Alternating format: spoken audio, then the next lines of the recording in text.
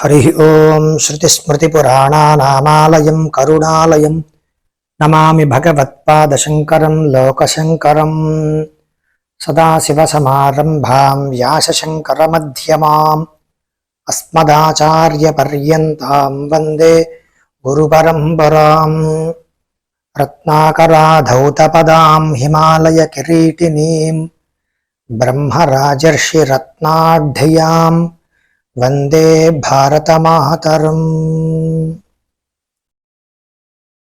మహాలయ పక్షాల గురించి ఏదో 2 విషయాలు తెలియజేయండి అని కోరారు. భాద్రపద మాసం పౌర్ణమి తర్వాత వచ్చే పాడ్యమి నుంచి 15 రోజుల పాటు మహాలయములు, మహాలయ పక్షము అంటారు. ఏమిటి మహాలయం? ఆలయం ఇత్యర్థః. లయః ఆంగ్ అనేటువంటి ఉపసర్గ అక్కడ చేరితే ఆలయం అవుతుంది. అక్కడ మనం లీనం అవ్వడం అనే అర్థంలో చెప్పబడుతుంది. అలాగా మహాలయము పితృదేవతలందరికీ కూడా అర్చన చేసేటువంటి రోజులు. అలాగే పితృదేవతలకి మనం ఏ చిన్న పుణ్య కార్యము చేసినా వాళ్ళని ఉద్దేశించి అది చాలా విశేషమైనటువంటి ఫలితాన్ని ఇచ్చేటువంటి ఆ సమయం మహాలయం. అటువంటి మహాలయ పక్షాలలో మనిషిగా మనం జన్మ పొందినందుకు మనం చేయాల్సినటువంటి కొన్ని విధులు చెప్పబడ్డాయి. తల్లిదండ్రులు ఉన్నంతకాలం మనని పోషిస్తారు, మనకి ఒక భవిష్యత్తు బాగుండాలని మనకి సంబంధించినటువంటి విషయాలన్నీ కూడా చేస్తారు. ఎవరికైనా శరీరం వదిలిపెట్టడం ధర్మం. ఆ శరీరం వదిలిపెట్టినటువంటి వాళ్ళకి ఉత్తర క్రియలు జరపమని అక్కడ 12 రోజుల పాటు అంత్యేష్టి సంస్కారాలు,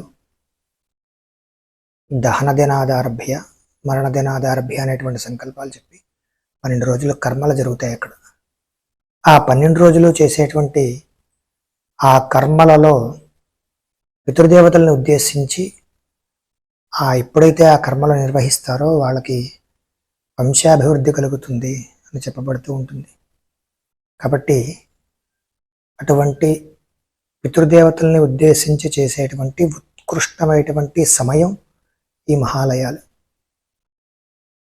ఈ మహాలయాల్లో మనం చేసేటువంటి ఏ చిన్న పుణ్యకారమైన పితృదేవతలు ఉద్దేశించి అది చాలా విశేషమైనటువంటి ఫలితాన్ని ఇస్తుంది. ఏ విధంగా ఇస్తుంది? ఉదాహరణకి ఏదో రాముల వారి యొక్క కళ్యాణం జరిగిన రోజు శ్రీరామనవమి, లేదంటే ఆయన జన్మించిన రోజు, ఆ రోజు రాముణ్ణి పూజ చేస్తే ఆయన చాలా సంతోషిస్తారని మనకి పురాణాలకి చెప్పబడుతూ ఉంటాయి.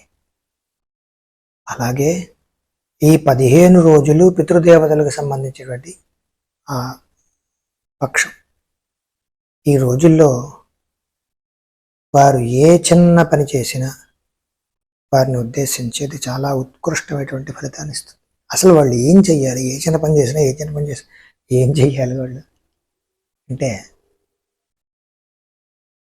యథావిధిగా తీర్థ విధులు కానీ, హిరణ్యశ్రార్థములు కానీ, అన్నశ్రార్థములు కానీ, అలాగే వాళ్ళకి తోచిన విధముగా మహాలయం ఆచరించాలి. ఇందులో బ్రాహ్మణులైతే యథావిధిగా భోక్తలని ఆహ్వానించి వారికి ఎవరైతే వాళ్ళ ఇంటి యందు గతించిన వారు ఉంటారో వారందరినీ ఉద్దేశించి ఆ యొక్క పిండ ప్రదానాది కర్మలు చేయాలి. దాన్ని అన్నశ్రార్థము అంటారు. మిగిలినటువంటి వారు కొత్తళ్ళు స్వయం పాకములు ఉంటారు. అవి బ్రాహ్మణులు పిలుచుకుని వాళ్ళకి ఇచ్చి యథాశక్తిగా దక్షిణ తాంబూలాలు వాళ్ళ చేతిలో పెట్టి నమస్కారం చేసి, అయ్యా మమ్మల్ని ఆశీర్వచనం చేయండి అని ప్రార్థన చేయాలి. పితృదేవతలు ఆశీర్వచనం చేస్తే వంశాభివృద్ధి కలుగుతుంది. పితృదేవతలు ఆశీర్వచనం చేస్తే మన వంశంలో ఉన్నటువంటి వారందరూ కూడా సుఖ సంతోషాలతో ఉంటారు. సరే, ఈ మధ్య మనం ఈ పితృదోషాలు అనేదో వింటున్నాం. ఈ పితృదోషాలు అని మనం ఏవో వింటున్నాం. ఈ పితృదోషాలు అన్నీ పెద్ద ప్రామాణికమైనటువంటి విషయాలు కాదు. అంటే కర్మ చేసినప్పుడు సరిగ్గా చేయకపోతే వచ్చే దోషాలు తప్ప, ప్రత్యేకించి వాడు కర్మ చేసిన తర్వాత కూడా ఇంకే పితృదేవతలు పట్టుకుని బాధపడతారా అనేటువంటి విషయాన్ని దాన్ని మనం పరిగణనలోకి తీసుకోదగ్గ విషయం కాదు. అలాగే బలిలో అంటున్నారు, అవి కూడా ఏదో ఒక ఆక్షేపాన్ని తప్ప అదంత పెద్ద పరిగణనలోకి తీసుకునేటువంటి విషయం కాదు. పూర్వం నుంచి పెద్దవాళ్ళు ఏం చెప్పారో దాన్ని మనం ఆచరించాలి. ఈ మాతృవర్గానికి సంబంధించి, పితృవర్గానికి సంబంధించి వీళ్ళు తండ్రి ఉన్నంత కాలము వీళ్ళకి ఏ కర్మ చేయడానికి అధికారం లేదు. మహాలయం కూడా పెట్టకూడదు తండ్రి ఉన్నంత కాలం. తండ్రి శరీరం వదిలిపెట్టిన వాళ్ళు మాత్రమే మహాలయాలు చేయాలి.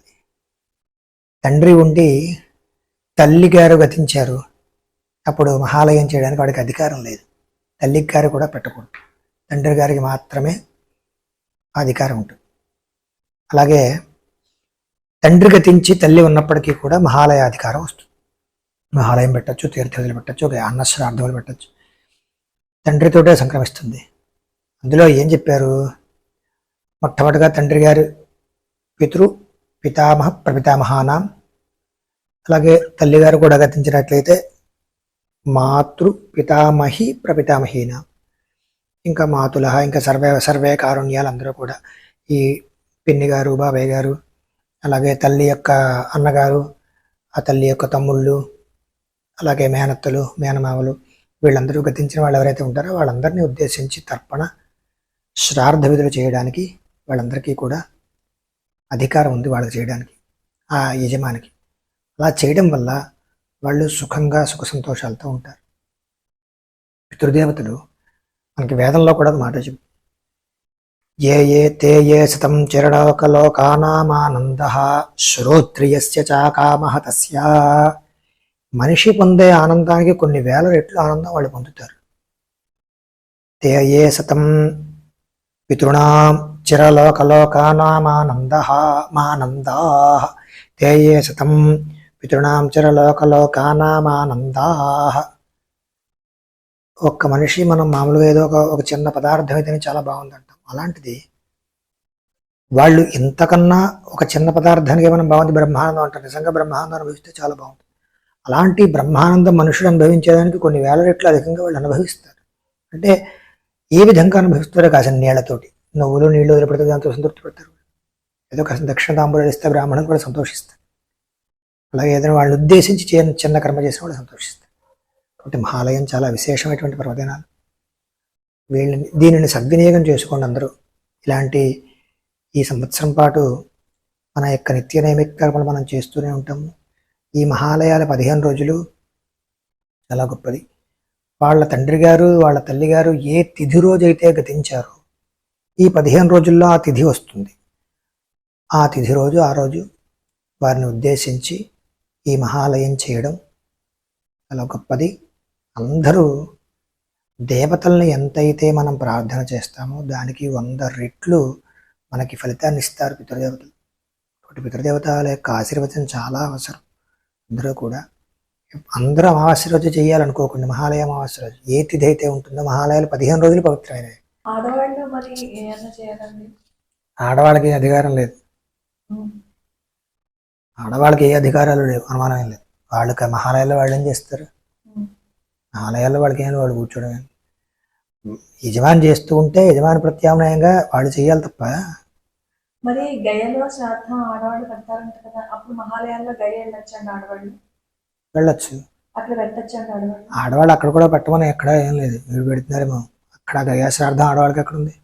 ఎవరో ఒకళ్ళు చేశారు కదా అని అన్నీ మనం చేయకూడదు. ఆడవాళ్ళకి గయ శ్రాద్ధం చేయడం ఒకటి కర్మాధికారం ఎక్కడ ఉంది వాళ్ళకి? వాళ్ళ మీద కర్తృత్వం వేసి కూడా చేస్తారండి. ఇప్పుడు సూర్యుడిని చూసి నీళ్లు విసిరేయండి, భగవద్గీత చదువుకుంటే పితృదేవతలు సంతోషించేస్తారు. ఈ మహాలయ పక్షాల్లో భగవద్గీత చదువుకుని సూర్యుడిని చూసి నీళ్లు విసిరేయండి చాలు అంటున్నారు. అది ప్రమాణమేనండి? అది కరెక్టేనండి? భగవద్గీత చదువుకుని సూర్యుని చూసి దోసుడు నీళ్లు విసిరేస్తే చాలు, పితృదేవతలు సంతోషిస్తారు, అలా విసిరేయండి చాలు. బాగుంది. సూర్యుని చూసి నీళ్లు వదిలేస్తే పితృదేవతలు సంతోషిస్తారన్నది ఎక్కడ లేదు. సూర్యుని చూసి భగవద్గీత చదువుకుని ఏదో ఒక వ్యక్తి ఉన్నాడండి అక్కడ, సుబ్రహ్మణ్య అనే వ్యక్తి. ఆ సుబ్రహ్మణ్య అనే వ్యక్తి సుబ్రహ్మణ్యానే పిలవాలి. అక్కడ పాపారావు అని పిలిచి వాడు రమ్మంటే వాడు ఎక్కడ వస్తాడు? అలా ఉండదు. ఎవరిని పిలవాలో వాడినే పిలవాలి. పితృదేవతలు పిలవాలంటే దానికి తగ్గటువంటి మంత్రాలు ఉన్నాయి, దానికి తగ్గటువంటి వచ్చింది. తద్దినంలోకి వచ్చి పెళ్లి చేయిస్తూ తద్దిన మంత్రాలు చదివితే ఎలా ఉంటుంది? తద్దినం పెడుతూ పెళ్లి మంత్రాలు చదివితే ఎలా ఉంటుంది? దేనికి దాని నియమం ఉంది. అన్నిటికీ ఒకటే గంప అంటే ఎలా కుదురుతుంది? అలా ఉండదు. ఇప్పుడు మిగతా వర్ణాల వాళ్ళకి మంత్రాల ద్వారా చేయించుకోవడం రాకపోతే బ్రాహ్మణులు పిలిచి చేసుకోవడం సొంతంగా చేసుకోవచ్చండి. ఆడియోస్ లో అవి చూసుకుని అలా చేసుకోవచ్చు. అలా ఉండదు. ఆన్లైన్ లో పితృకార్యాలు ఎవరైనా చేస్తాము అంటే చేయించుకోవచ్చండి. బాగా ఇంకా తప్పదు, వాడికి చేయించుకోవాలని పరమ శ్రద్ధ ఉంది. కానీ ఏ మాత్రం అవకాశం లేదు, వాళ్ళకి కించెత్తు కూడా అవకాశం లేదు. అంత అవకాశం లేనటువంటి వాళ్ళు ఇప్పుడు అమెరికాలో ఉన్నారు, జర్మనీలో ఉన్నారు, జపాన్లో ఉన్నారు, వాళ్ళందరూ ఉంటున్నారు. వాళ్ళు చేయించుకోవాలని శ్రద్ధ ఉంది. అక్కడ బ్రాహ్మణులు దొరకట్లేదు, ఏం చేస్తారు? భారతదేశంలో ఉన్నటువంటి వాడికి ఫోన్ చేసి తప్పనిసరి పరిస్థితుల్లో లాస్ట్ ఆప్షన్ అంతే తప్ప అది రికార్డులు పెట్టేసి ఉంటే అదేమి అదే ఉపయోగపడే పని కాదు. ఇప్పుడు ఈ మధ్య గోకర్ణంలోనూ వాళ్ళ అక్కడను మేము పెట్టిస్తాము, 2000 రూపాయలు మాకు పంపించండి, ఈ పితృ కార్యాలన్నీ మేము చేయించేస్తాము అని అంటున్నారు. అలా చేయించచ్చండి? అది కూడా అంతే.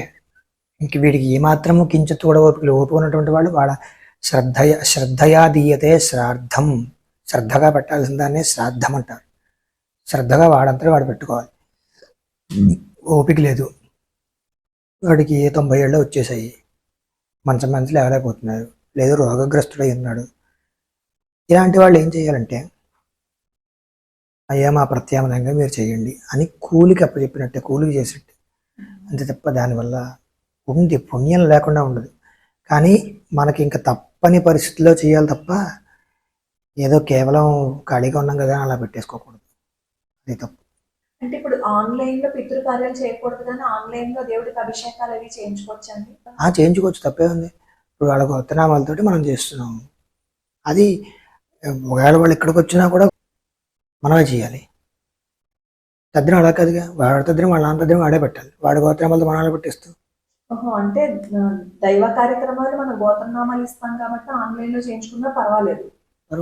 కానీ పితృకార్యాలు మాత్రం అతనే స్వయంగా చేయాలి కాబట్టి వాళ్ళ నాన్నకి వీడియో తద్దినం పెట్టడానికి ఎవడో వాళ్ళ నాన్నగారండి, వాళ్ళ నాన్నగారికి అది కూడా కాంటుబట్టు కూలికి చేసినట్టే. ఏది పితృకార్యాలు? ఇప్పుడు వాడికి పెట్టుకోవడానికి ఓపిక లేదు, వాడికి పెట్టడానికి 90 ఏళ్ళు వచ్చేసే లేదో ఏదో పాపం ఏదో ఇబ్బంది పడుతున్నాడు, 6 రోగం ఏదో వచ్చింది, అప్పుడు చెయ్యాలి మనస్ఫూర్తిగా ఉంది. అప్పుడు ఏం చేస్తాడు? అప్పుడు అది ఇంకోటి చేసినట్టు, అది కూలికి చేసినట్టు అవుతుంది. దాని నిమిత్తంగా అది దక్షిణ తాంబూలాలు. అభిషేకానికి అది వాళ్ళు వచ్చి ఇక్కడ చేసినా మన గోత్రం వెళ్ళి అభిషేకం చేస్తాం, వాళ్ళ చేత ఏం చేయించగా. అది భగవంతుడికి సంబంధించింది, పితృదేవతలకు సంబంధించింది. పితృదేవతలు ఎవరి వంశానికి ఎవరి ఇంటికి వాళ్ళకి సంబంధించిన దేవతలు ఉంటారు. మాకు జన్మనిచ్చిన తండ్రి గారు వేరు, మీకు జన్మనిచ్చిన తండ్రి గారు వేరు, ఇంకోటి వచ్చిన జన్మనిచ్చిన తండ్రి గారు వేరు. వాళ్ళని ఉద్దేశించి ఆ కర్మ చేస్తారు. నాకు జన్మనిచ్చింది, మా నాన్నగారికి జన్మనిచ్చింది, మా నాన్నమ్మ గారికి జన్మనిచ్చింది, వాళ్ళ నాన్నమ్మ గారికి జన్మనిచ్చింది కూడా భగవంతుడే. అది యూనివర్సల్. అది లోకాల్లో కూడా పితృలోకము అనేటువంటి ఆ పితృదేవతల యొక్క ఆశీర్వచనం వాళ్ళ వ్యవస్థ వేరేది. పితృలోకంలో ఉండేటువంటి దేవతా వ్యవస్థ వేరు. మనకి 365 రోజులు గడిస్తే ఒక సంవత్సరం, పితృదేవతకు ఒక రోజు. అందుకనే మనం రోజు తద్దినం పెడుతుంటే వాళ్ళకి. మన ఈ మధ్య మనం చంద్రయానంలో చూసాం కదా, మనకి అక్కడికి 14 రోజులు తేడా ఉందని చెప్పారు. ఆ 14 రోజులు తేడా, దానికి మనకి చంద్రమండలానికి 14 రోజులు తేడా కాబట్టి పలానా దాంట్లో అప్పుడు ల్యాండ్ అయితే అది సేఫ్గా ల్యాండ్ అవుతుందన్న. మనకి చంద్రమండలానికి మనం 14 రోజులు ఎలా తేడా ఉందో మనకి పితృలోకానికి 365 రోజులు తేడా ఉంది. అలా అంటే మనం రోజు తద్దినం పెడుతుంటే పితృదేవతలు. మరి ఈ మహాలయ పక్షాల్లో తండ్రి ఉన్న బియ్యం తోటి మీరు తర్పణాలు వదిలేయచ్చు అని ఈ మధ్య కొంతమంది చెప్తున్నారు, అలా చేయొచ్చు? తప్పది, అధికారం లేదు వాడికి, అధికారం లేదు. ఎవరు పడితే వాళ్ళు చేయడానికి ఇది కర్మలు ఇవి. అనాడు అధికారం లేనటువంటి వాడు నేను వెళ్ళి చేస్తాను అంటే దానివల్ల పుణ్యము రా సరికదా, పాపం ఎదురవుతుంది. దౌహిత్రుడికి కర్మాధికారం ఉంది. పుత్రుడికి ఎన్ని అధికారాలు ఉన్నాయో అన్ని అధికారాలు దౌహిత్రుడికి ఇచ్చారు. కూతురు యొక్క కొడుక్కి. దౌహిత్రుడికి సర్వాధికారి. వాడు తల్లిదండ్రి ఉన్నా తాతగారికి తల్లి తండ్రి గతిస్తే వాడు కర్మ చేయడానికి అధికారం ఉంది. దౌహిత్రుడికి సర్వాధికారాలు ఉన్నాయి తప్ప ప్రతివాడికి సర్వాధికారాలు లేవు. ఒక దౌహిత్రుడికే సర్వాధికారం. కూతురు యొక్క కొడుకు దౌహిత్రుడు అంటే వాడు అసలు ఎంత అధికారం ఉందంటే కొడుకు కూడా ఉండవని అధికారాలు. తండ్రి పోతే కానీ వాడికి కర్మ చేయడానికి అధికారం లేదు. కానీ దౌహిత్రుడు తల్లిదండ్రి ఉన్న తాతగారికి కర్మ చేయొచ్చు. కాబట్టి ఆడపిల్లలకి అదేంటి మా నాన్నగారికి సంతానం మగ సంతానం లేదు అని బాధపడవలసిన అవసరం లేకుండా ఆడపిల్లలకి కొడుకు ఉంటే వాళ్ళ చేత చేయండి. దౌహిత్రుడు సర్వాధికారి. సర్వాధికారి వాడు. తల్లి తండ్రి ఉన్నప్పటికీ కూడా దౌహిత్రుడు తాతగారి కర్మ చేయడానికి సర్వాధికారాలు ఉన్నాయి. వాడు తద్దినం భోజనానికి వస్తేనే వాడు పితృదేవతలు ఆనందపడిపోతూ ఉంటారు. దౌహిత్రుడు సర్వాధికారి, కర్మాధికారి. వాడెంతండి వాడికి ఉన్న అధికారులు వేరు. ఎవరు లేరు, కొడుకులు లేరు, కోడలు లేరు. ఒక్కొక్కళ్ళకి వస్తుంది. పుత్రస్య పౌత్రస్య, పుత్రుడికి మనవడికి దౌహిత్రుడికి, అలాగే బాబాయిలకి పెంతండ్రులకి వరుసగా క్రమంలో వచ్చి ఆఖరి ఇంకెవడు లేడు. భార్య కూడా లేదు. భార్య మీద కర్తృత్వం వేసినా భార్య కర్మ చేయడానికి లేదు. కర్తృత్వం భార్య మీద వేస్తారు అంతే. అప్పుడు ఇంకోటి ఎవరో కర్మ చేస్తారు. భార్య నా మీద ఆడపిల్లలకి కొడుకులు లేరు అని అనుకోండి, అప్పుడు ఆడపిల్లలు ఎవరైనా నియమించి అప్పుడు కార్యక్రమాలు చేయించచ్చా? అంటే కర్తృత్వం భార్య మీద ఉందండి. భార్య మీద కర్తృత్వం ఉన్నప్పుడు నేను వచ్చి కర్మ చేస్తాను భార్య అనడానికి లేదు. కర్తృత్వం ఆవిడ మీద ఉంటుంది. ఆవిడ ప్రత్యామ్నాయంగా ఎవడైనా పురుషుడిని కూర్చోబెట్టి అక్కడ కర్మ చేయించాలి. అది అంతే. అది అలాగే చెప్పింది. నేను ఎలా అయినా వెళ్ళిపోతాను, కాసిన భగవద్గీత పుస్తకానికి వెళ్ళిపోతానంటే నల్లట్ట పచ్చట్ట పుస్తకాల్లో ఉంటాయి. అలా ఉండదు. భగవద్గీత చెప్పేస్తానంటే ఇంకెందుకు కర్మలు ఇవన్నీ. అప్పుడు ఇంక తిండి ఎందుకు? భగవద్గీత చదువుకుంది 2 ద్రాక్షపళ్ళు నోట్లు వేసుకుంటూ వెళ్ళిపోతున్నాం కోచ్గా మనం. ఇప్పుడు అన్నం తింటున్నామండి, ఇవన్నీ చేస్తున్నాం. ఇవన్నీ ఎందుకంటే ఒక భగవద్గీత శ్లోకం చదువుకుని ఒక ద్రాక్షపళ్ళు నోట్లో వేసుకుంటే సరిపోతుంది అండి అంటే అలా తప్పదు. దేనికి దానికి విభాగాలు ఉంటాయి. ఏ విభాగానికి ఆ విభాగం. ఇగో శరీర విభాగం దేనికి ఈ పని చెయ్యాలి, కర్మ విభాగం దానికి ఆ పని చెయ్యాలి, అలా అంతే తప్ప అన్నిటికీ కలిపి 1-3 పెట్టేయకూడదు. ఇప్పుడు కొంతమందికి షుగరు, బీపీ అవన్నీ ఉంటాయి. వాళ్ళు ఏమో ఏదో ఒక ఆహారం తీసుకోకుండా మరి ఏ కార్యక్రమాలు పెట్టలేరు. ఈ మహాలయ పక్షాలలో మరి ఎంత సమయంలోపు వీళ్ళు పెట్టేసుకోవచ్చండి? పెట్టేసుకోవచ్చు. మధ్యాహ్నం అపరాహ్న సమయానికి పెట్టేసుకోవచ్చు. శుభ్రంగా భోజనం చేయొచ్చు. అదే 12 అవ్వకుండా ఏ 10:30 టైంకి అపరాహ్నం అంటే 12 లెక్క ఏమిటండి అసలు? అలా ఉండదు. అపరాహ్నం అంటే 12, 11 గంటల లెక్కే ఉండవు. అపరాహ్న సమయం అనేది మనకి 6 కాలాలు. ప్రాతకాలము, మధ్యాహ్న కాలము, అపరాహ్న కాలము, సాయంకాలము, సంగమ కాలము, రాత్రి కాలము. సరే సాయంకాలం ప్రదోష కాలంలో దాని మళ్ళీ 2 భాగాలే. సరే ఈ 6 కాలాల్లో 3వ కాలం ప్రాతకాలము, మధ్యాహ్న కాలము, అపరాహ్న కాలము. సుమారుగా 12:30 ఆ సమయం నుంచి 2:30 లోపు అంటారు. మనకి సూర్యోదయం దగ్గర నుంచి సూర్యాస్తమయం వరకు లెక్క ఈ కాలాలు. 11:12 అంటే ఎగ్జాక్ట్గా 11:12కి అలా అపరాహ్నం ఇది అనే అక్కడ ఉండదు. ఆ సమయానికి పిండ ప్రదానం చేసినా చాలు కర్మ తద్దినం పెట్టేటప్పుడు అని అంటారు. కొంతమంది ఆ సమయానికే సంకల్పం చేస్తారు, పూర్తిగా అపరాహ్నంలోనే పెడతారు. అది వాళ్ళ ఓపికని బట్టి ఉంటుంది. దానికి మనం పెద్ద చెప్పాల్సిన ఏమైనా వాళ్ళ ఓపిక బట్టి. కొంతమంది 6:00 పెట్టేస్తారు, 7:00 పెట్టేస్తారు. షావుకారులు ఉన్నారండి, 7:30 తద్దినం పెట్టేస్తారు. ఆ పొద్దున 7:30 రాజులు 6:30, 7:00 తద్దినం పెట్టేస్తారు చక్కగా. వాళ్ళు పెట్టేసి తర్వాత వాళ్ళ దైనందిక జీవితం వాళ్ళు గడుపుకుంటుంటారు. పెట్టాలనే శ్రద్ధ తప్ప పలానా సమయంలోనే పెడితేనే ఈ అద్భుతాలు జరుగుతాయి ఇవన్నీ పై చెప్పి మాటలు. పెట్టాలనే శ్రద్ధ ఉండాలి తప్ప. సరే, శుభమస్తు. విన్నారు కదా. రేపు 8వ తారీఖు నుంచి 21 సెప్టెంబర్ వరకు ఈ పితృపక్షాలు ఉన్నాయి.